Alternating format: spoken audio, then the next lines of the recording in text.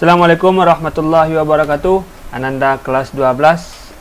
Pada pertemuan hari ini, atau pada kesempatan hari ini, Bapak akan menjelaskan sedikit soal yang berhubungan dengan soal yang akan kau nantinya di ujian semester ganjil atau penilaian akhir semester.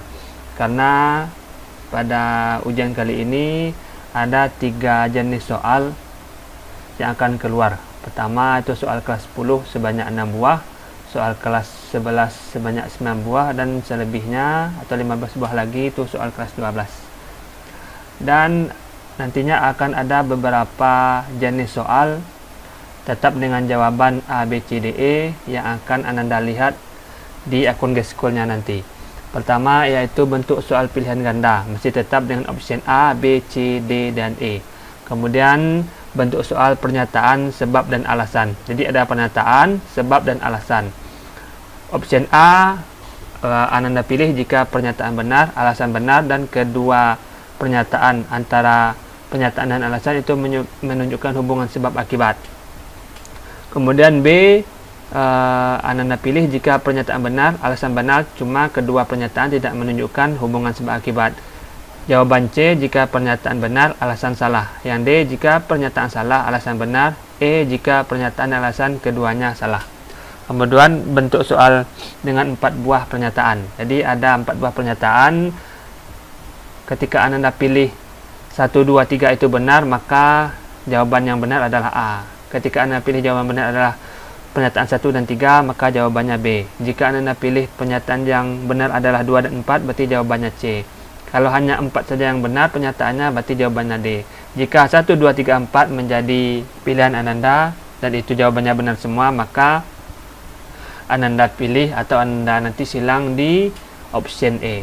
Baik, kita mulai dan perhatikan penjelasan ini dari awal sampai akhir. Mudah-mudahan bisa membantu dan memudahkan Ananda dalam menghadapi ujian besok. Soal pertama. Ini adalah soal yang berhubungan dengan gerak lurus berubah beraturan. Lebih tepatnya ini adalah gerak lurus ya. Karena dalam gerak lurus ini ada GLB, gerak lurus beraturan, ada GLBB, berubah beraturan. Ini adalah bentuk grafiknya dan ini adalah soal kelas 10 ya. Kelas 10. Ini adalah grafik V dan T. V ini kecepatan dan T ini adalah waktu. Di sini karena tidak ada nilai, coba kita beri nilai ya. Anggap ini nilainya 2, ini 4, ini 5, ini 1, ini 3, 4, 5, 6 ya. Pada soal berikut ini nanti Ananda akan diminta menjawab soal yang berhubungan dengan kasus yang ada di dalam grafik ini. Ada beberapa macam kasus yang terjadi dalam grafik ini. Pertama ya, dari grafik O dan A itu kita namakan grafiknya adalah grafik GLBB. Kenapa GLBB? Karena ada perubahan kecepatan dari 0 hingga 2 meter per sekon. Kemudian grafik B dan C itu juga GLBB. Lebih tepatnya GLBB dipercepat karena ada perubahan dari kecepatan 2 meter per sekon hingga 5 meter per sekon. Dari C ke D itu juga GLBB, cuma dinamakan GLBB diperlambat karena ada pengurangan kecepatan dari kecepatan 5 meter per sekon hingga 4 meter per sekon. Begitu juga dengan D ke E. Ini juga GLBB diperlambat. Lalu A dan grafik AB ini apa? Ini adalah gerak lurus beraturan, di mana dalam gerak lurus beraturan kecepatannya tetap ya. Tetap. Kalau di sini kecepatan tetap pada angka 2 saja, 2 meter per sekon. Dan pada saat grafik AB ini dengan V kecepatan tetap, informasi lain yang bisa Anda dapatkan adalah nilai percepatan sama dengan 0 ya. Berarti informasi pertama adalah jenis grafik gerak. Apakah gerak itu GLB atau GLBB dipercepat atau GLBB diperlambat? GLBB dipercepat atau GLBB diperlambat. Kemudian informasi kedua, karena di sini ada perubahan kecepatan, maka bisa kita dapatkan satu besaran lagi atau besaran fisika yang kita namakan sebagai percepatan. Cara menghitungnya bagaimana? Kita lihat ya. Kita hitung dulu percepatan OA ya. OA, percepatan pada grafik OA. Cukup Anda hitung sisi tegak ini. Panjangnya berapa? 2 ya. Kemudian per sisi datar. Berarti ini ke sini jaraknya 1. 2/1. Berarti nilainya adalah 2 meter per sekon kuadrat. Kemudian percepatan pada grafik AB, karena gerak di sini adalah gerak lurus beraturan, V-nya tetap, maka nilai A-nya adalah 0 ya. Kemudian percepatan pada grafik BC, BC tetap caranya sama, kita hitung sisi tegak ini berapa, 5/2 atau 2/5, berarti ini 3, yang ini 3/4, 1. Berarti sisi tegaknya 3, sisi datarnya 1. Berarti nilainya ada 3 meter per sekon kuadrat. Kemudian grafik CD, ACD. Di sini tetap kita hitung sisi tegaknya di sini berapa? Di 5/4, 1. Ini panjangnya 1. Ya, yang ini dari sini ke sini 4/5, 1. Sisi tegaknya 1, sisi datarnya 1. Maka nilai percepatan pada grafik CD adalah min 1. Kenapa ada min? Karena di sini adalah gerak GLBB diperlambat. Min ini tanya ada pengurangan kecepatan ya. Kemudian percepatan pada grafik DE. Kita hitung sisi tegaknya. Ini sisi tegaknya adalah 4 per sisi datarnya adalah 1. Berarti nilainya adalah min 4 meter per sekon kuadrat. Kemudian informasi lain yang bisa dapat adalah menghitung jarak tempuh. Untuk menghitung jarak tempuh cukup menghitung luas daerah di bawah grafik. Contohnya jarak OA, jarak tempuh di grafik OA. Berarti cukup kita hitung luas segitiganya. Luas segitiga ini ya. Setengah, alasnya 1, tingginya 2. Berarti jaraknya adalah 1 meter. Kemudian AB berarti dihitung ini, luas ini. SAB berarti adalah luas persegi. Panjangnya 2, lebarnya juga 2. 2 kali 2, 4 meter. Yang ini juga sama. SBC berarti luas segitiga. Setengah alas kali tinggi. Alasnya 1, tingginya 3. Berarti 3/2 meter.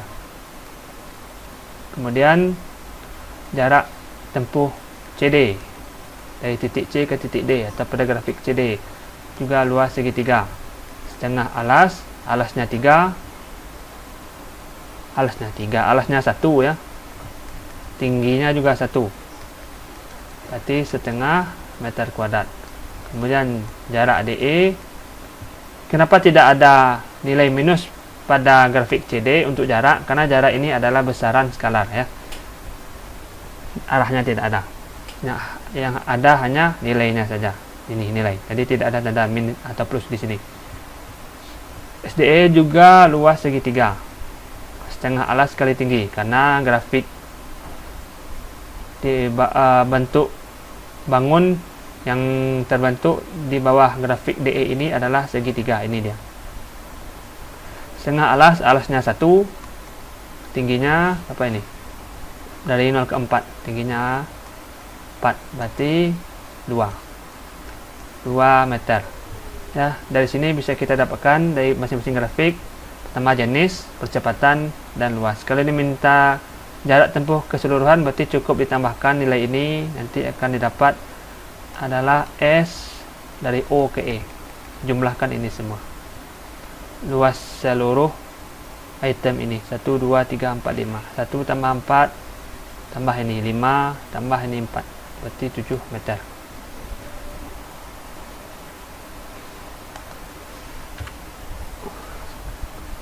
Seorang atlet, ini bukan atlet, atlet tolak peluru melemparkan bola besi dengan kecepatan 5 meter per sekon dan membentuk sudut theta terhadap bidang mendatar. Tentukan perbandingan jarak terjauh yang dapat dicapai bola peluru jika atlet tersebut melempar dengan sudut elevasi 53 derajat dan 37 derajat.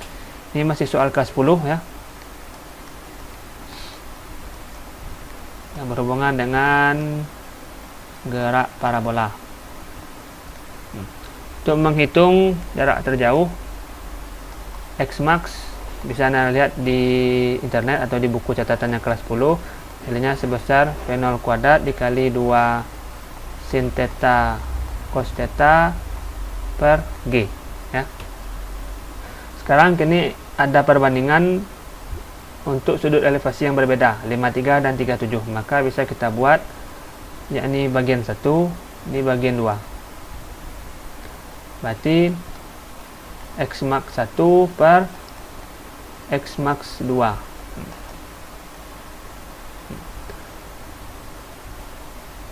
Di sini bisa kita buat P0 kuadrat 2 sin 53 dikali cos 53 per G. Yang di bawah P0 kuadrat 2 sin 37 cos 37 per G. Karena ini tidak ada gunanya, boleh kita coret. Ini juga sama, tinggallah 2 sin 53 kali cos 53 per 2 sin 37 kali cos 57. Ini juga tidak perlu. Maka perbandingannya yang tinggal jadinya adalah sin 53 per cos 53. Sin 53 ini adalah 0,8 ya. Sedangkan cos 53 0,6, sin 37 0,6, cos 37 0,8 ya. Ini dia sama nilainya. Sin cos 37 dengan sin 53, sin 37 dengan cos 53 itu nilainya sama. Itu 0,6. Ini habis, ini habis. Maka perbandingannya adalah 1 banding 1. Ini cukup mudah. Yang penting Anda tahu ini ya, persamaan. Ini jarak terjauh. Yang ketiga, nah ini soal yang berhubungan dengan hukum Newton ini. Hukum Newton masih kelas 10. Dua benda A dan B masanya masing-masing 2 kg dan 3 kg. Saling dihubungkan dengan tali melalui katrol seperti gambar berikut. Jika massa katrol diabaikan, ini diabaikan ya. Benda A dan meja tidak ada gesekan, artinya meja ini licin. Percepatan gravitasi nilainya 10 meter per sekon kuadrat. Hitunglah besar percepatan benda dan tegangan tali. Nah, maka di sini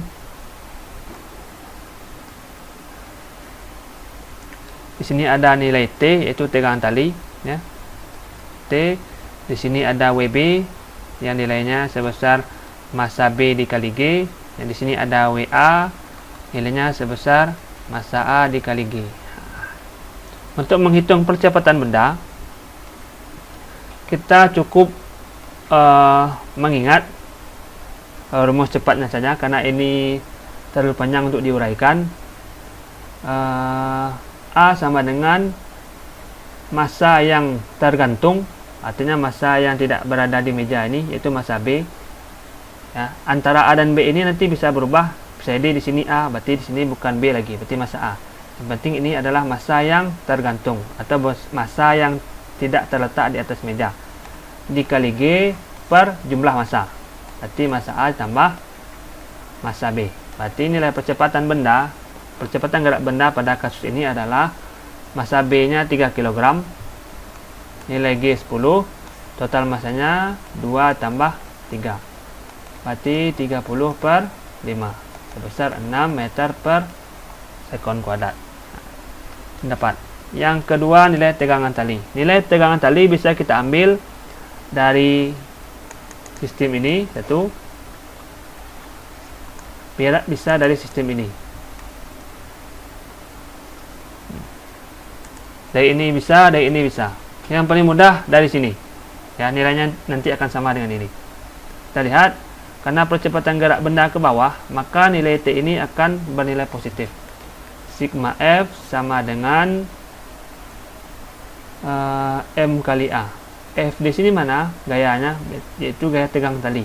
T. M di sini mana? Berarti massa yang bergerak. Massa A. Massa A dikali A. A ini mana?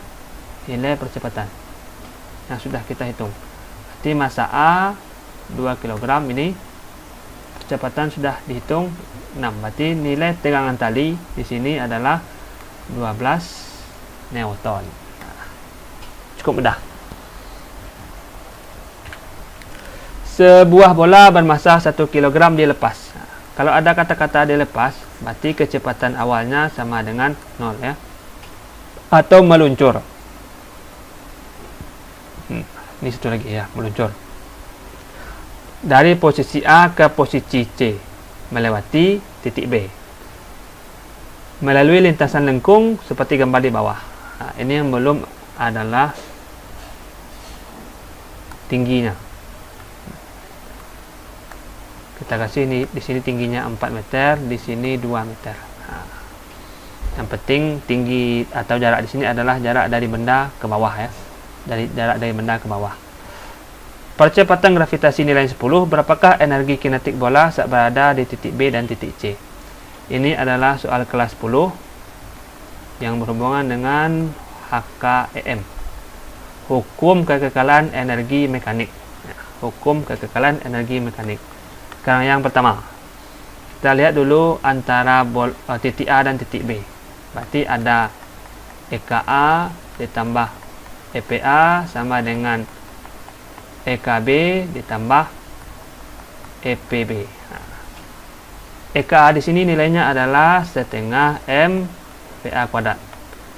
EPA di sini adalah M GHA.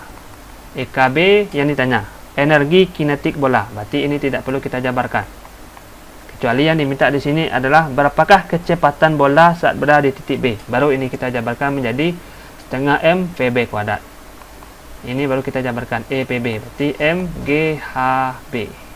Nah, sekarang nilai ini VA sesuai dengan soal di awal, sebuah bola bermassa 1 gram dilepas. Berarti nilai VA di sini adalah 0 ya, karena dia meluncur dan dilepas.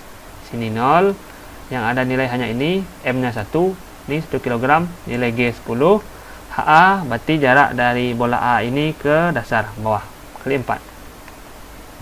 EKB yang ditanya, MGHB, ini bukan sama dengan ya, maaf, ditambah M-nya 1, G-nya 10, HB-nya adalah ini di bawah, berarti HB-nya 0. Berarti ini dicoret, berarti EKB nilainya adalah ini 1 kali 10 kali 4, 40 Joule. Hal yang serupa juga terjadi ketika kita menghitung energi kinetik di titik C. Kita ambil patokan EKA ditambah EPA sama dengan EKC ditambah EPC. Apakah di sini harus A, Pak? Tidak. Bisa kita masukkan di sini EKB ditambah EPB sama dengan EKC tambah EPC. Ya, tidak masalah. Sama saja. Nilainya nanti akan sama. Ini nilainya 0 karena sama dengan di atas ya. Ini nilainya 40 karena sudah kita cari, ini dia 1 kali 10 kali 4. Ini yang ditanya, ini yang belum, MGHC 40 ditambah EKC tambah M1G10HC, berarti jarak dari bola ini yang ada di titik C ke dasar yaitu 2 meter. 40 sama dengan EKC ditambah ini 20, maka nilai Energi kinetik di titik C adalah 40 kurang 20. Ini pindah ruas, yaitu 20 Joule. Kesimpulan lain yang bisa kita dapatkan, energi kinetik yang berada di titik B itu nilainya lebih besar daripada energi kinetik bola yang ketika berada di titik C. Ini bisa dua pernyataan.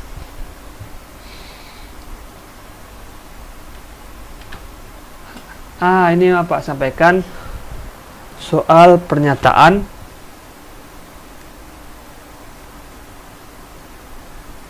sebab. Ini alasan. Pada peristiwa tumbukan dua kelereng, jumlah momentum kedua kelereng berubah. Ini memang anak butuh analisa dan dibaca bukunya di kelas 10 lagi. Khusus untuk pembahasan kali ini, jumlah momentum kedua kelereng berubah tidak. Jumlah momentum kedua kelereng tetap. Berarti pernyataan di sini adalah salah. Gaya interaksi antara kedua kelereng tidak memenuhi hukum 3 Newton. Ketika dua kelereng bertumbukan, ini, ya, kemudian dia beradu, ini memenuhi hukum 3 Newton, ya, berarti memenuhi. Artinya di sini silang. Berarti alasannya juga salah. Pernyataan salah, alasan salah. Ya, alasan salah.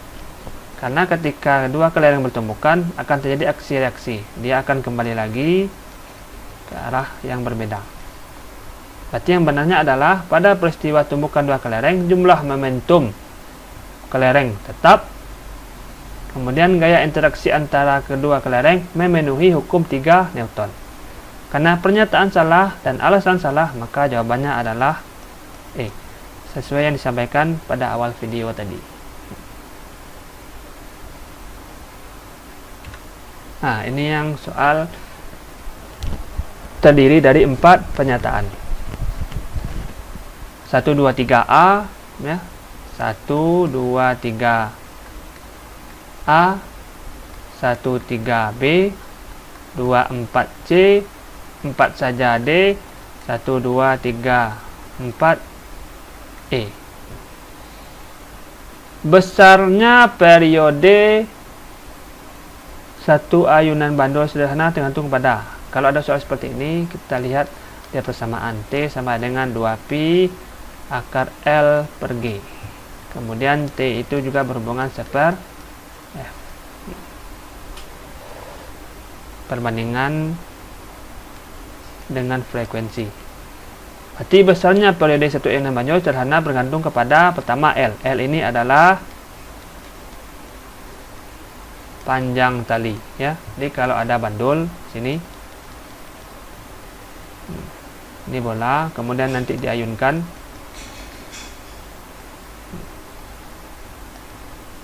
di sini terbentuk sudut simpangan, maka nanti dia akan berayun ke sini.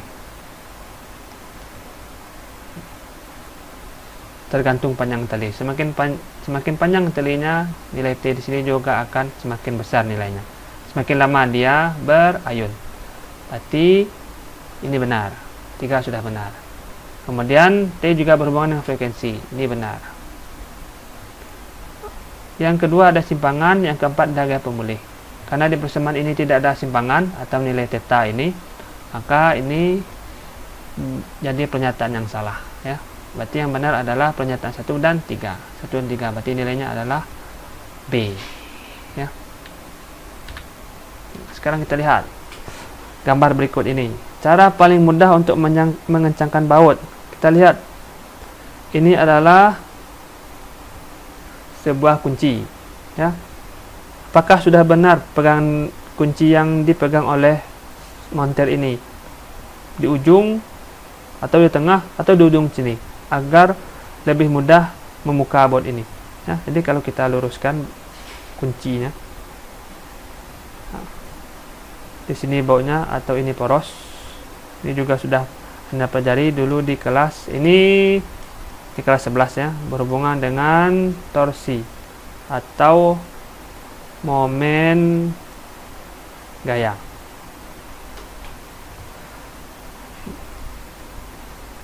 Anggap titik A di sini, ini titik B, sini titik C. Berarti cara paling mudah untuk mengencangkan baut adalah diberikan gaya yang arahnya ke bawah pada ujung kunci. Nih, kan ke bawah di sini. F. Bukan di B. Apalagi di C. Artinya semakin jauh jarak gaya ini dari poros, berarti semakin mudah untuk mengencangkan baut, ya. Ini kembali ke soal kelas 11 yang berhubungan dengan pegas. Perhatikan gambar berikut. 1, 2, 3, 4, 5. 5 pegas identik, masing-masing mempunyai konstanta pegas 200 Newton per meter.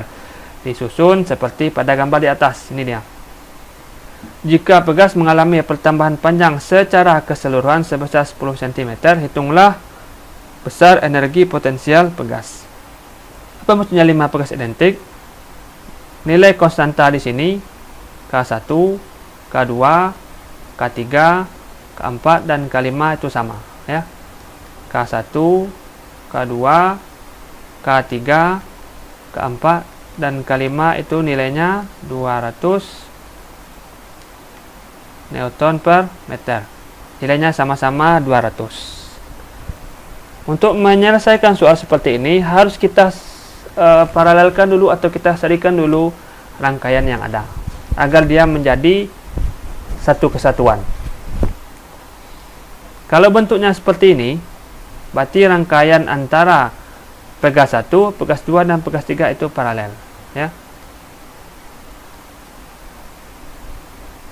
Pegas 1, 2, 3 itu paralel, ya. Karena dia paralel, harus kita hitung dulu konstanta pegasnya, mengganti paralel. Kita buat di sini KP1. Kenapa ada KP1? Nanti antara 4 dan 5 itu juga paralel. Berarti di sini kita buat KP2. Untuk paralel itu cukup ditambahkan K1, K2, K3. Berarti 200 ditambah 200 ditambah 200. 600 Newton per meter. Kemudian pegas 4 dan 5 itu juga paralel. Berarti ada KP2. K4 ditambah K5. 200 ditambah 200. 400 Newton per meter. Setelah ini kita satukan, maka bentuknya akan seperti ini lagi. Ini yang 150, ini KP1, ini KP2. Jadi kita hitung nanti totalnya berapa. Artinya konstanta pegas terakhir kali setelah semuanya digabung. Ya, akhirnya nanti menjadi seperti ini. Ini 150, ini K total atau K gabungannya. Antara KP1 dan KP2, kalau bentuknya seperti ini, ya, sudah di atas, kemudian ada lagi di bawah. Ini dinamakan rangkaiannya tersusun secara seri, ya. Kalau dia terpisah seperti ini satu-satu itu paralel. Kalau dia seperti ini berurutan, ini rangkaiannya seri. Kalau dia seri, menghitungnya bagaimana? Tidak bisa seperti ini, ditambahkan saja. Berarti 1 per K total sama dengan 1 per KP1 ditambah 1 per KP2. 1 per K total sama dengan KP1 nilainya 600, KP2 nilainya 400.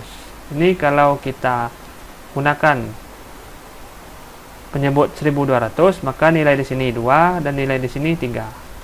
5 per 1200. Kalau kita balikkan, karena yang diminta adalah K total, maka 1200 per 5 Newton per meter. Apakah cukup sampai di sini? Tidak, karena yang diminta adalah energi potensial pegas. Nilainya sebesar EP sama dengan setengah K dikali delta L. Delta L-nya mana ini? Pertambahan panjang pegas. K di sini mana? K di sini. K total. Ya. Maka kalau kita hitung setengah dikali, totalnya sudah kita hitung. Ini dia 1200 per 5, dan delta L itu 10 cm. Ini kita konversi jadi 10 kali 10 pangkat min 2 meter ya. Ini 600, ini 2. Jadi 1200 dikali 10 pangkat min 2. Ini dengan ini habis, tinggallah 12 dengan satuan joule. Wah, payah Pak.